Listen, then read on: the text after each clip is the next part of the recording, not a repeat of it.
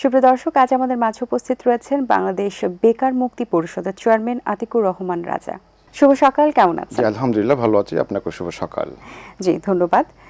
আপনি দীর্ঘদিন ধরে বেকারত্ব নিয়ে কাজ করছেন, যেটা আসলে অনেক বিগ একটা প্রবলেম, যেটা আমরা সচরাচরই দেখে থাকি। বর্তমানে একটু বেকারত্বের সংখ্যা সম্পর্কে জানতে চাই এবং এই বেকারত্ব নিয়ে কাজ করার পরিকল্পনা আপনার কবে থেকে এসেছে? অসংখ্য ধন্যবাদ। আমি সর্বপ্রথম এটিএন বাংলা পরিবারের সবাইকে বাংলাদেশ বেকার মুক্তি পরিষদের পক্ষ থেকে আন্তরিক শুভেচ্ছা ও অভিনন্দন জানাচ্ছি। এছাড়া দর্শকবৃন্দ যারা কাছে কিংবা দূরে, দেশে কিংবা বিদেশে যারা দেখছেন এবং শুনছেন, সবাইকে আবারও বাংলাদেশ বেকার মুক্তি পরিষদের পক্ষ থেকে অসংখ্য ধন্যবাদ জানাচ্ছি। বাংলাদেশে বেকার সমস্যা একটি বহুল প্রচলিত এবং 1971 সালের যুদ্ধের পর থেকে বাংলাদেশে বৈষম্য বিরোধী আন্দোলন 24-এর আমরা দেখেছি যে বেকারত্ব দূরীকরণে যে সমস্যাগুলো রাজনৈতিক নেতৃবৃন্দরা আইডেন্টিফাই করে, পরবর্তীতে সেগুলো সমাধানের কোনো পথ সরকারও করতে পারে না, রাজনৈতিক নেতৃবৃন্দরা করতে পারে না। 2011 সালে আমরা বাংলাদেশ বেকার মুক্তি পরিষদ সংগঠনটি দাঁড় করাই। কারণ হচ্ছে পঞ্চগড়, বরগুনা, কুড়িগ্রাম এই সমস্ত অঞ্চলে এত পরিমাণ বেকারের সংখ্যা বেশি যে তাদের প্রতিনিয়ত কান্না, আহাজারি, ক্ষুধার্ত মানুষের এই দৃষ্টিকোণ থেকে আমরা এই সংগঠনটাকে দাঁড় করিয়েছি। 11 সালের 2রা নভেম্বর থেকে একটি প্রোগ্রাম থেকে সেখানে একজন সদস্য, বিধবা মেয়ে, সে একটি যুব উন্নয়ন অধিদপ্তরে প্রশিক্ষণ নিয়েছিল। সেখান থেকে সে একটি প্রকল্পে চাকরি করেছিল। প্রকল্পটির নাম ন্যাশনাল সার্ভিস কর্মসূচি। 9-10 অর্থ বছরে এটি চালু হয়েছিল বেকার নিরসনের জন্য। পরবর্তীতে যখন এটি বন্ধ করে দেয়, তো তার সকল রাস্তা বন্ধ হয়ে যায়। তার নেই স্বামী, নেই বাবা মা, 2টা সন্তান নিয়ে খুবই কষ্টে দিন যাপন করছিল।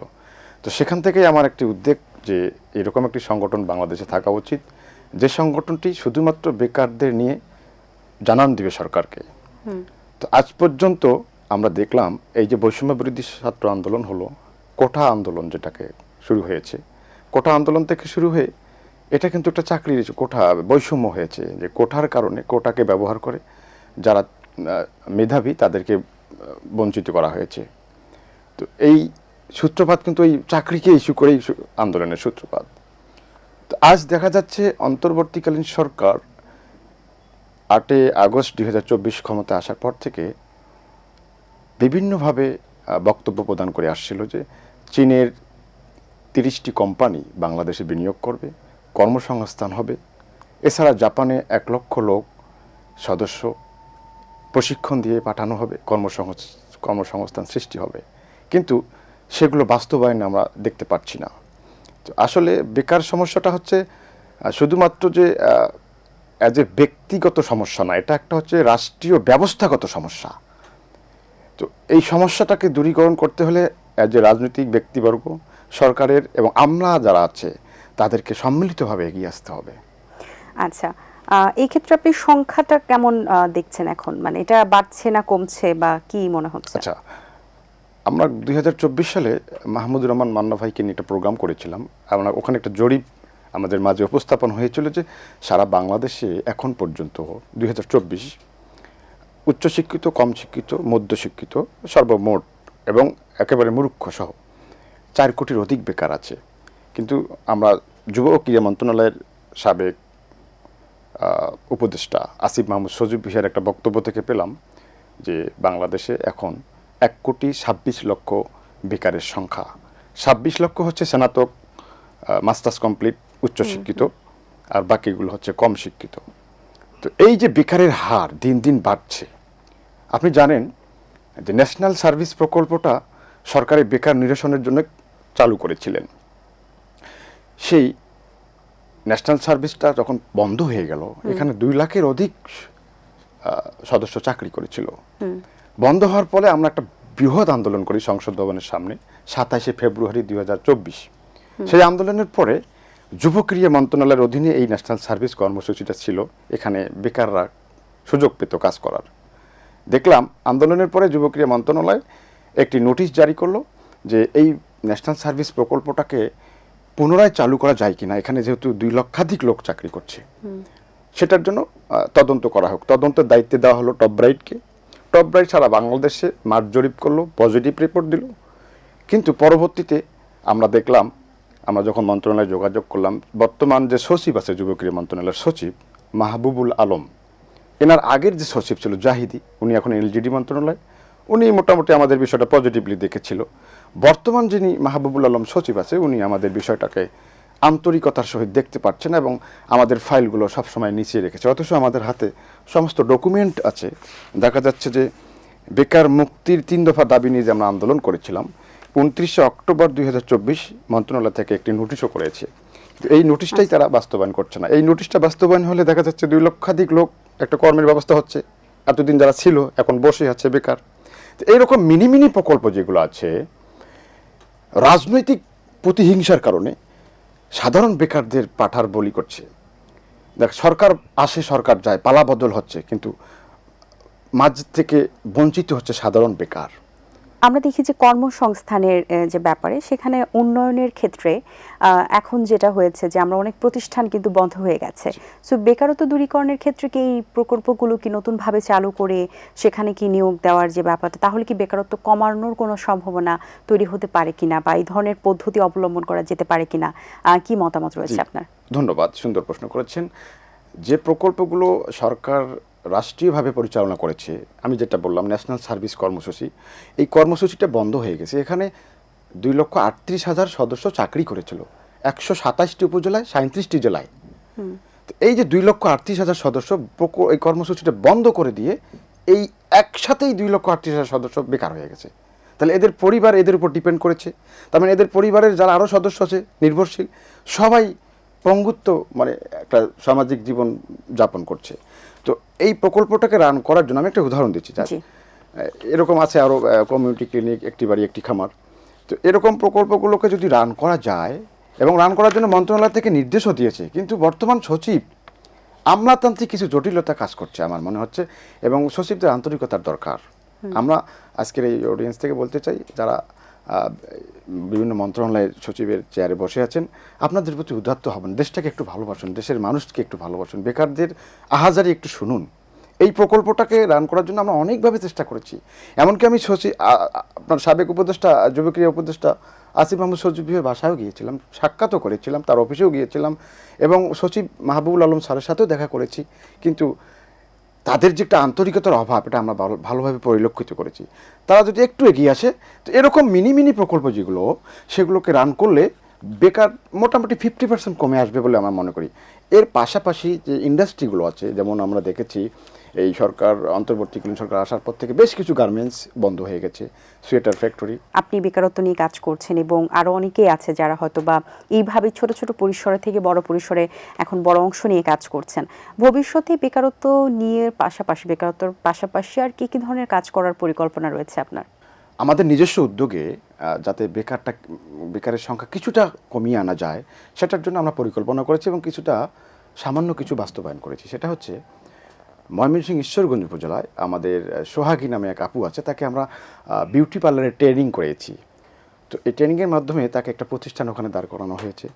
তার প্রতিষ্ঠানে এখন 5 থেকে 7 জন কর্মচারী কাজ করে। মোটামুটি 5-7 জন বেকার নিরসনের একটা সুযোগ পেয়েছে। সে নিজেও একটা কর্মসংস্থান সৃষ্টি করতে পেরেছে। এছাড়া বরগুনা ইসরাত জাহান, নারজু আপা আছে আপনার গিয়ে নলসিটি, তৃপ্তি আছে মাগুরা। এরকম আমরা কিছু পরিকল্পনা এদেরকে আমরা দিয়েছি, যাতে করে আমাদের নিজস্ব উদ্যোগেও যেন আমাদের কর্মসংস্থান সৃষ্টি করতে পারি এটাকে। তো এই বিষয়টাও আমরা ভালোভাবে কাজ করে যাচ্ছি, এবং আমরা সামনের দিনগুলোতে সরকারের সহযোগিতা পেলে আমরা আমাদের কিছু প্রজেক্ট করতে চাই, যে প্রজেক্টগুলোতে আমরা বেকারদের ট্রেনিং করাতে পারি, বিভিন্ন স্কিল ডেভেলপের ট্রেনিং করাবো, কম্পিউটারের স্কিল, এর পাশাপাশি গার্মেন্টসের বিভিন্ন। এখন কিন্তু আমরা দেখি যে অনলাইনেও বিভিন্ন প্ল্যাটফর্ম তৈরি হচ্ছে, যারা স্পেশালি যদি দেখি নারীরা কিন্তু অনেক এগিয়ে আছে। তারা কিন্তু কর্মসংস্থানের ব্যবস্থা আসলে ঘরে বসে করতে পারছেন।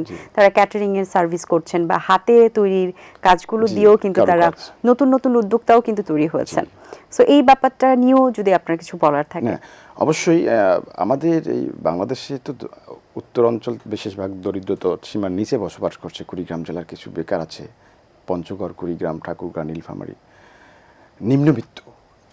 এরা বাবা কষ্ট করে অন্যের বাড়িতে কাজ করে, বাবা মা কাজ করে তাদেরকে লেখাপড়া করিয়েছে। দেখা যাচ্ছে যে অনার্স মাস্টার্স পর্যন্ত কমপ্লিট করেছে, কিন্তু দেশের যে অবস্থা সে তারপর আসলে আর অনেকেই কিন্তু ইন্টার পরও কিন্তু পড়াশোনা করতে পারছেন না, কারণ দেখা যাচ্ছে যে সরকারি ইউনিভার্সিটিতে চান্স পাওয়াটা একটা বিষয়, বা অনেকের একটু শখ থাকে ইউনিভার্সিটি লেভেলটা তারা কন্টিনিউ করবেন, তো ইন্টারের পরে কিন্তু টাকার অভাবেও তারা করতে পারছেন না। আচ্ছা, আপনি তো একদম প্রত্যন্ত অঞ্চলেও গেছেন, একদম দরিদ্র ঘরেও গিয়েছেন, যেহেতু আপনি বেকারত্বের সাথে জড়িত, সেই জায়গা থেকে আপনার লাইফে এমন কোনো স্টোরি আছে যেটা আপনাকে খুব ভাবে ব্যথিত করেছে, আপনাকে কাঁদিয়েছে, বা এখনো মনে পড়লে আপনার খুব খারাপ লাগে, এরকম কোনো স্টোরি, বা যেটা আপনি স্বচক্ষে দেখেছেন, কষ্টটা আপনি উপলব্ধি করতে পেরেছেন? জি, কুড়িগ্রাম জেলার নাগেশ্বরী উপজেলার বামনডাঙ্গা ইউনিয়নের আনসারহাট একটা নদীর, দুধকুমন নদীর পাশে কুল ঘেঁষে একটা বাসায় আমি গিয়েছিলাম ন্যাশনাল সার্ভিস কর্মসূচির এক কর্মীর কষ্ট দেখার জন্য। তার বাবা বৃদ্ধ, মাও বৃদ্ধ। নদী ওদের বাসা ভেঙে নিয়ে গেছে 9 বার, ভাই নেই।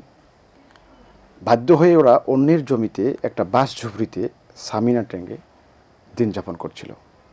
আমি একদিন রাতে গেলাম, দেখছি তারা ওই পানি ভাত খাচ্ছে, পান্তা ভাত যেটাকে বলে।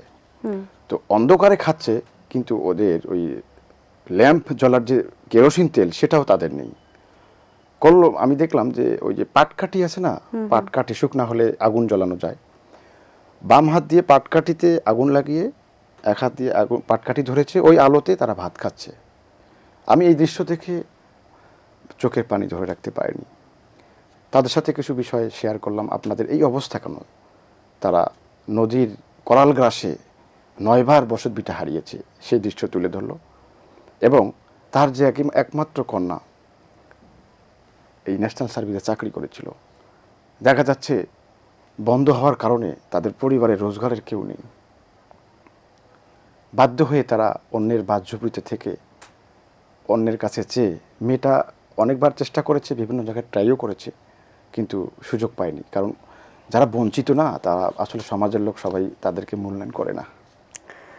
জি, আমরা আসলে এই ঘটনাটি শুনে অনেক ব্যথিত হলাম। ধন্যবাদ আপনাকে, আপনার কাছ থেকে আমরা অনেক কিছু জানতে পেরেছি। অনেক শুভকামনা রইল আপনি এবং আপনি যে উদ্যোগগুলো নিয়ে কাজ করছেন, যে কাজগুলো নিয়ে আপনি এগিয়ে যেতে চান, সেগুলো যেন সফলভাবে সম্পন্ন হয়। ভালো থাকবেন। জি, অসংখ্য ধন্যবাদ।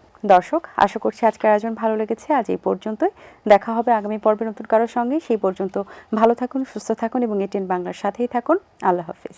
দিন আসে দিন যায়, সময়টা চলে যায়, তবু আছি এই বেশ ভালো। জীবনটা রঙময়, যেভাবেই হওয়া চাই, নয় কভু সাদা কালো। এই আশাতে স্বপ্ন ভাসে, সুখ হাসে চোখে মুখে, চায়ের চুমুকে।